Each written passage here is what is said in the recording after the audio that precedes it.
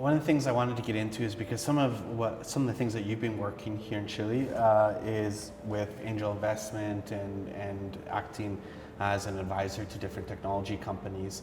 And when I arrived to Chile 12 years ago, there was definitely a supplier base around technology, but it was very local. You didn't see a lot of technologies that were the next stage that could be exported.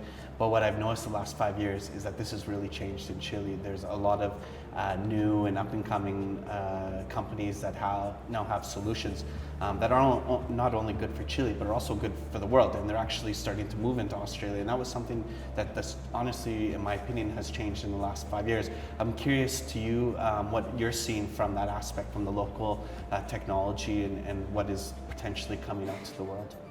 Yeah, look, that journey I think started around about 2005 when the administration of the day, this is the country administration, the government of the day said, you know, we're going to put a royalty on mining, yep, and that's going to go into driving innovation. And I think mining have stepped into that space, and if you look at BHP, Codelco, Collahuasi, Antofagasta Minerals, I think Teck's there as well. You know, they're using a lot of more open innovation, using Foundation Chile, and they expand their area as a way of publishing problems so they can actually look at getting external solutions to see how they can resolve that. You know, that was unmentionable in the past. And it's a journey, but it's not just happening in mining. I went to an event recently, I can't remember what it's called, but the amount of companies which have got their own little corporate ventures going, the amount of startups and that is absolutely incredible, and you wouldn't have seen that even 10 years ago. So you know, the growth in that space is tremendous. Obviously, from a government point of view, there's been a lot of pressure on mining to do things differently, being the major revenue provider to the government's coffers. And I think that's right as well, because, you know, how do you take an industry which is not sustainable and use that to actually finance things which can help a country grow?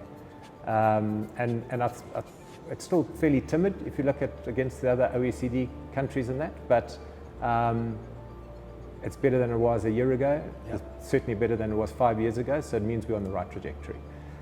A few years ago, there was a study which came out, just to complement what you said, where Santiago actually had, on a city level, the highest concentration of startups in the mining industry.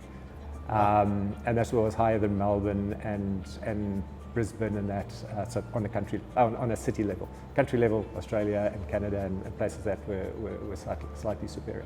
So we're doing something right there. Unfortunately, it's still really difficult for startups, Chilean startups, to engage well with mining companies in Chile.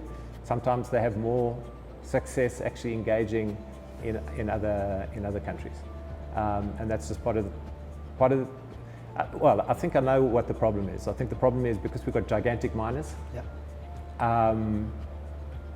The step is too big from a scale point of view. I think if we look at the metals sector in Australia, they grew rapidly because there's a lot of small and medium companies going through their different metal cycles and employment and disemployment. There's a lot of people who had knowledge and ideas, and they went in and developed those as part of, and that grew the met sector.